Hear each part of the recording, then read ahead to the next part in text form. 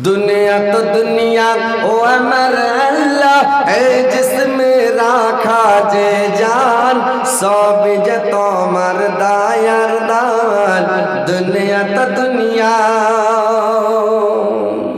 पाखिर कलोरब झरनार पानी फले फूले भरा बागान सब जे तोमर दायर दान दुनिया तो दुनिया मायरा मार बोनेरा मार भालो करे शुनेन बोनेरा मार तुम्हार स्वामी तुम्हार माथार छाता तुम्हार स्वामी तुम्हार माथार ताज तुम्हार स्वामी तुम्हार हकीम तुम्हार स्वामी तुम्हें जेटाई ऑर्डर करबे सेटाई करबे तुम्हार स्वामीर सेवा दाबिदारी करबे खिदमत करबे तुम्हार स्वामी के सन्तुष्ट करबे बीबी रयमार मतो तुम्हादेरके बने जेते होबे स्वामी के असुख हयेछे आल्लाह भालो करबे सब्र करो धैर्य धरो जे धैर्य धारण करे ओर साथे आल्लाह थाके सब्रकारीर साथे आल्लाह थाके सब्रेर फल मिठा हय तो भाई आमार बोनेरा आमार भालो करे शुनेन धैर्य धारण करते होबे आज हयतो आपनार स्वामीके असुख हयेछे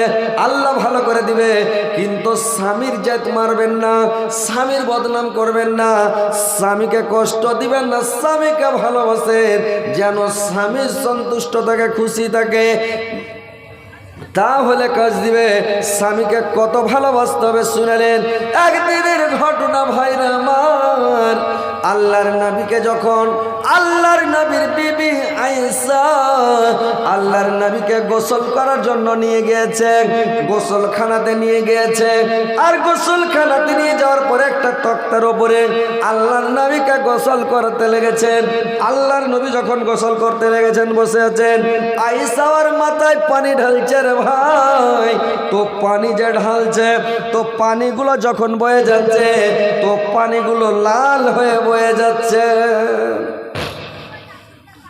लाल হয়ে বয়ে যাচ্ছে আল্লাহর নবী বলল আয়েশা পানিগুলো কেন লাল হয়ে যাচ্ছে রে আয়েশা আল্লাহর নবী যখন এই কথা বললেন আয়েশা বললেন নবী গো যখন আপনি তক্তাটার উপরে উঠেছিলেন তক্তার উপরে যখন বসেছিলেন তক্তার নিচে আমার পায়ের কুড়া আঙ্গুলটা চাপা পড়ে গেছে হুজুর ওই আঙ্গুলটা থেতলে ডাইল হয়ে গেছে আর আঙ্গুলটা থেতলে ডাইল হয়ে লোকটা থেতলে খুন বেরোচ্ছে রক্ত বেরোচ্ছে আর ওই রক্তটা পানিতে লাল হয়ে বয়ে যাচ্ছে স্বামী গো আল্লাহর নবী চট করে তক্তা দেখে নেমে গেলেন আর বললেন এসারে দেখি তোমার আঙ্গুলটা দেখছে লোক থেতলে রক্ত চোঁচো করে বের হচ্ছে আল্লাহর নবী বললেন এসারে তুমি আগে কেন বলনি যখন তোমার আঙ্গুলটা চেপেছিল তুমি উসাস করলে না তুমি একটু মানে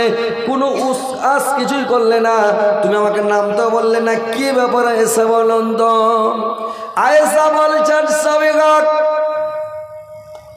আপনাকে যদি আমি তক্তা থেকে নামিয়ে দিই হয়তো আপনি দুঃখ পাবেন কষ্ট পাবেন তো আমার আঙ্গুলটা চিপেছে আঙ্গুলটা চাপা পড়েছে আমার একটা আঙ্গুল চেপেছে তো কি হলো আমার পায়ের সবটি আঙ্গুল যদি চেপে যেত থেতলে ডাইল হয়ে যেত স্বামী গো তাও আপনাকে আমি তক্তা থেকে নামতে বলতাম না আমি একবার মুখ দিয়ে কি শব্দটা বের করতাম না স্বামীকে কত ভালোবাসে মায়ের আমার দেখেন তো আয়েশার মতন বলতে হবে এখনকার মেয়ে ছেলেরা যদি একটু খালি মানে চেপে যায় কি চিন্তা যায় কি চেড়ে যায় হাঁটতে হাঁটতে যদি একটু পা জুতার পা পড়ে যায় লোকের ওপরে তো পুরুষটাকে ঢাক্কা মেরে 3 পাল্টি দিবে মুখ পুড়ার বেটা মুখ পুড়া তোর কপালে কি আল্লাহ চোখ দেয়নি জীবনে ঢাক্কা মারবে না হ্যাঁ আর ধাক্কা উল্টে ফেলে দেবে কপালে চোখ নাই জুতা যা পাঁক হয়েছে দিছ কইবে কি না তো স্বামীকে ভালোবাসতে গেলে ভালোবাসার মতন বাঁচতে হবে আর এখনকার মহিলারা আয়েশার মতন হইতে হবে আয়েশার মতন যদি না হন তাহলে কি করে জান্নাতে যাবেন জান্নাতটা পাকা কলা নয় ছিললেন আর খেলেন জান্নাত যেতে গেলে পরিশ্রম করতে হবে কষ্ট করতে হবে দুনিয়াতে তকলিফ করে যেতে হবে তারপরে পৃথিবীতে মানুষের সাথে ভালোবাসা করেন, ভালোবাসা দেখান। পাড়া প্রতিবেশী, ছেলে পিলে, আত্মীয় স্বজন, বংশধর, কুটুম সদর যারা রক্তের সম্পর্ক উচ্ছেদকারী ওরা হচ্ছে জাহান্নামী। যারা রক্তের সম্পর্ক উচ্ছেদকারী এরা হলো জাহান্নামী।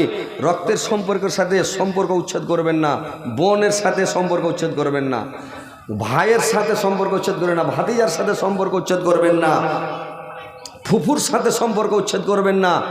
যেটা রক্তের সম্পর্ক এদের সাথে সম্পর্ক উচ্ছেদ করবেন না, সম্পর্ক বহাল রাখেন।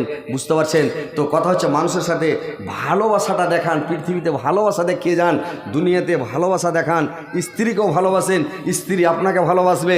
তো স্ত্রীকে ভালোবাসা আপনারাকেও দিতে হবে। বুঝতে পারলেন? লোক যে চিমঠে গেল তো ও যে আপনাকে কিছু বলবে না, কিন্তু আপনার কাছে কিছু ভালোবাসা পাইবে তাহলে তো। তার মানে পুরুষটা হচ্ছে জানের জান, পুরাণের পুরাণ, নাকি? কেউ স্ত্রীকে বলছে যে জানের জান, পুরাণের পুরাণ, স্ত্রীটা ওর জানের জান। আর আপনারা দাঁড়িয়ে কেন আছেন যে ভাই আপনারা আগে আসবেন, এদিকে সামনে আসবেন না? হায় রে হায় রে হায় রে। ওই কেবল একটা লোক গরু কিনে লেসছে, আইড়া। তো আইড়া কিনে লেসছে, লেসা গরুটাকে কইছে আইড়া রে তোকে কিন্নু। তখন আইড়াটা কইছে আমিও শূন্য। তখন কইছে খায়াটাই ভালো করে হালে বহিস। তখন আইড়াটা কইছে আমার এটাকে কহিস। তো ওইরকম ওগুলা ভাই আমার, ওরা কইছে আয়নার মতন হারে এটাকে কহিস, যাবো না। আগে আসছেন ভাই, সামনে বসছেন না যে ভাই। আরে সৌভাগ্য আপনাকে হজরত আলীকে পেয়েছেন, দুটো কথা শুনেলেন। আর আমিও আল্লাহর লাখ লাখ শুক্রিয়া আদায় করছি যে আপনাদের দিয়াড়ের মাটিতে জীবনের প্রথম এসেছি। আপনারাকে দুটো কথা বলে যাই, ইনশাল্লাহ আপনাকে দাম বেড়ে যাবে। সেবা করবে কালকে থেকে, বুঝতে পারবেন। হ্যাঁ, আর মা বোনদেরকে বলে যাচ্ছি আপনার ঘরে ইজ্জত এরা করবে। কীরকম করে ইজ্জত করবে শুনেলেন? বলছি খালি ইজ্জত দুজনারই বাড়বে, একজনের বাড়বে না। দুনিয়াতে জান্নাতের বাগান হয়ে যাবে যে ভাই। এক হাতে রুটি হয় না কোনো দিন, হয়। স্ত্রীটাকে একটু ভালোবাসা দিতে হবে। ও যে খালি আপনাকে ভালোবাসা দিবে, লিচ্ছার একজনের হাতে ভালোবাসা আছে? দু হাত লাগাই দেবে রুটি পাকাইলে। তো আপনাকে ভালোবাসতে হবে, স্ত্রীকে যে ভালোবাসা দিবেন, ওর পা কুচলিলে করবে না, কহিবে না। তো ওকে ভালোবাসা দিবেন তাহলে তো কি করতে হবে? আল্লাহর নবী কি করতেন? আল্লাহর নবীর স্ত্রীরা যখন রান্না করতেন, আল্লাহর নবী করতেন কি? ওই স্ত্রীরা যখন তরকারি কাটতেন, আল্লাহর নবী জাল দিতেন। ওর স্ত্রীরা যখন জাল দিতেন, আল্লাহর নবী সবজি কেটে দিতেন। ওর স্ত্রীরা যখন সবজি কাটতো, জাল দিত, আল্লাহর নবী লকড়ি জোগাড় করে এনে দিত, পানি এনে দিত। আল্লাহর নবী মানে স্ত্রীর হেল্প করতেন, সহযোগিতা করতেন, স্ত্রীরাকে ভালোবাসা দিতেন, কত আদর করতেন, সহগ করতেন। আপনারা তো স্ত্রীকে সহগ করেন না রে ভাই। যে দিক থেকে আইলেন, যখন ঘরে স্ত্রীকে পাইলেন, একবারে চেড়া কোলে উঠে 3 পাক ঘুরানোকে বানমানিয়া। কোন দিন ঘুরালছেন? 3 পাক ঘুরালছেন? কি করে স্ত্রীর সেবা করলেন, কি স্ত্রীকে ভালোবাসা দিলেন, কি করে আপনি স্ত্রীকে ভালোবাসলেন? ওরা, বুঝতে পারলেন, ওরা যে চাড়বেন, ঘুরেবেন, ওরা খুবই পছন্দ করে, ওরা খুবই খুশি হয়, সন্তুষ্ট হয়। বুঝতে পারছেন? তো চাড়েন আর ঘুরান, 3 পাক ঘুরিয়ে দেন, ওকে ছেড়ে দেন। দেখেন ভালোবাসা বাড়ছে কিনা। আল্লাহর নবী যখন আয়েশাকে নিয়ে থাকতেন, আল্লাহর নবী আয়েশাকে করতেন কি রে ভাই? আয়েশাকে নিয়ে যখন আল্লাহর নবী থাকতেন, আল্লাহর নবী খেতে বসতেন একসাথে। আপনারা কোনোদিন খেতে বসেছেন? একটাই থালিতে একটাই প্লেটে খেতে বসছেন। স্ত্রীর সাথে খেতে বসবেন, খেতে বসাও নবীর সুন্নাত। স্ত্রীর মুখে ভাত তুলে দেওয়া সুন্নাত। আল্লাহর নবী 3টা জিনিস পছন্দ করতেন। আল্লাহর নবীর 1 নম্বর প্রিয় ছিল স্ত্রী, 2 নম্বর প্রিয় ছিল আল্লাহর নবীর হাড্ডিওয়ালা মাংস, 3 নম্বর আল্লাহর নবীর প্রিয় ছিল সুগন্ধি সেন্ট, আতরকে ভালোবাসতেন। এই 3টা জিনিস আল্লাহর নবীর খুবই পছন্দ। আল্লাহর নবী যখন খেতে বসতেন, আয়েশা করেছে কি, হাড্ডিওয়ালা মাংসকে মেয়ে ছেলে খুব জোর করে কামড় মারবে না, একটু মানে বড় করে হা করবে, একটু গোস্তে কামড়াবে, এমনি করে একটু কামড়াবে, আর কামড়া হাড্ডি খান যেমন রেখে দেওয়া। আল্লাহর নবী হাড্ডি খানটা চট করে নিয়ে যেখানে আয়েশা কামড় মেরেছে, ওই জায়গাখানে আল্লাহর নবী কামড় মেরে হাড্ডি খানের খেয়ে নিলে রে ভাই। মহব্বত বাড়বে না? করেছেন জীবনে? কেন আপনার পাটিবার 60 খুঁজে দিবার, তহমন খুঁজে দিবে, কেন করে দিবে? জীবনে সোঁতলিয়া খেতে বসেনি তো কী দিয়ে করবে? আল্লাহর নবী খেতে বসেছেন, আয়েশাকে দেখছেন একটা গিলাসে আয়েশা পানি পান করে যেমন গিলাসটা রেখেছে, আল্লাহর নবী চট করে গিলাসটা নিয়ে একটু ঘুরিয়ে যেখানে আয়েশা ঠোঁট লাগিয়ে খেয়েছে ওই ঠোঁট লাগা জায়গাখানে আল্লাহর নবী ঠোঁট লাগিয়ে গিলাসটাতে পানি পান করতে লেগেছে। আর এখন যদি এখনকার বেটা ছেলে যদি সোঁতে খাইতে বসে কোনো রকম মানে জোর বিজোর, তো ভাতের আইল দিছে মানে মুখখানে আইল বেনে দিলে তুই ওইটি খা আমি এটি খাচ্ছি, এটা ভালোবাসা হলো? কি যে মনে এটা ঠিক আছে কিনা জি? আইলবে না ভাত খেবে কোনোদিন জি? স্ত্রীর সাথে এটা সুন্নাত আদায় হবে? হ্যাঁ এ ভাই আপনারা আগে এসেন, আপনার কি কথা বলছে আর আপনারা ওইদিকে দাঁড়িয়ে আছেন, দাঁড়িয়ে কে শুনবেন জি ভাই? আপনারা কয়েন তো একটু আইসেন ভাই, আগার দিকে বসেন, জায়গা আছে ভাই, এদিকে অনেক জায়গা আছে, আপনারা চলে এসেন বসেন, ইনশাল্লাহ আপনাদেরকে আমি শোনাচ্ছি, শুনেন কথাগুলো। যে স্ত্রীকে নিয়ে ভালোবাসেন, স্ত্রীকে আদর করেন, সহাগ করেন, স্ত্রীকে পার্সোনাল জিনিস লুকিয়ে কিনে দেন, স্ত্রীকে লক করে কোনো জিনিস কিনে দেন, ও কী পছন্দ করে, স্ত্রী কোনটা জিনিস খায়, আপনার স্ত্রী আপনি জানেন না কি খায়? জানেন না?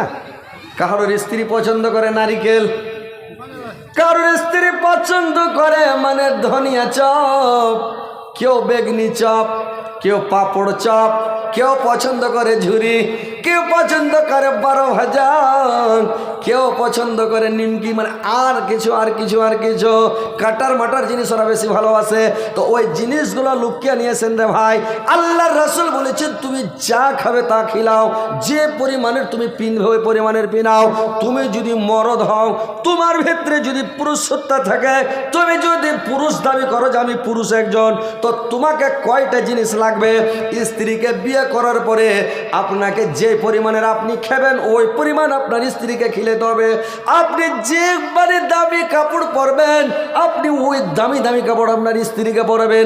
আপনি খুব স্ট্যান্ডার্ড কাপড় পরছেন আর আপনার স্ত্রীর কাপড়ে ছিঁড়ে পিঁড়ে কাপড় পিনছে, চামান্নির মতনে ঘুরে বেড়েছে, আর আপনি তখন স্ত্রীকে দেখা ভালো লাগে না, অন্য জনের মোবাইল নাম্বারে ফোন করছে, সোনা কেমন আছে, সোনা ভালো আছো জান, এক খাপা সোনা আর জান কইতে কেমন আছে ধন, তো বেড ছেলেটার উপরে রেগে গেছে, এটা কেমন কথা?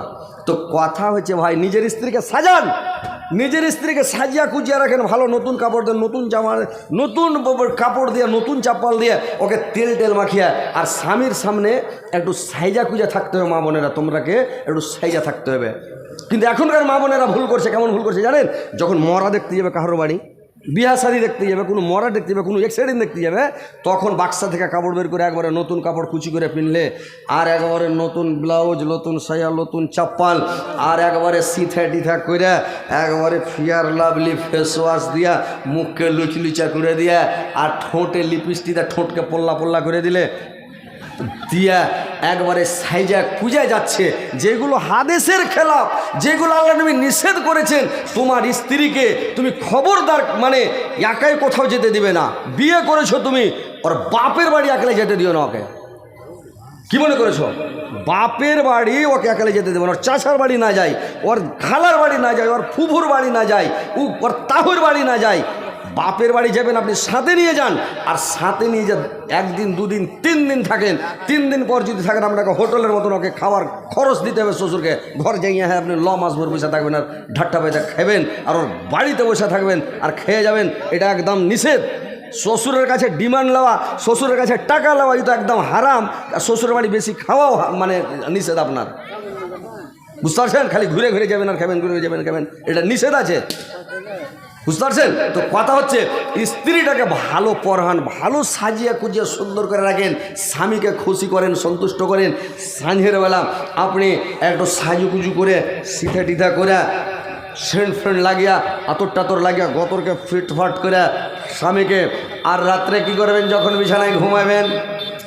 2টা বালিশে ঘুমাইবেন না রে ভাই, 1টা বালিশে ঘুমাইতে হবে। 1টা বালিশকে চোখের তলে ফেলে দেন, 1টা বালিশকে লাগান, আর 1টা বালিশের উপরে ঘুমাইতে হবে। আর চুলটিকে মেল করে বালিশের উপরে পেড়া দাও, আর তোমার চুলের উপরে তোমার স্বামী মাথা ধুয়ে যখন ঘুমাবে, চুলে একটা সেন্ট আছে রে ভাই, ওই সেন্টটা যদি বেটা ছেলের লাখে লেগে যায় তো বেটা ছেলে পাগলা হয়ে যাবে। তো কথা হচ্ছে তোমার স্বামীকে তুমি খুশি রাখো, সন্তুষ্ট রাখো। মেয়ে ছেলে জানে না যে আমার চুলের সেন্ট আছে, কিন্তু আমরা জানি বেটা ছেলে কি সেন্ট আছে, কি মানে শ্রেণ আছে, আমরা জানি বেটা ছেলে, ওরা কিন্তু জানে না।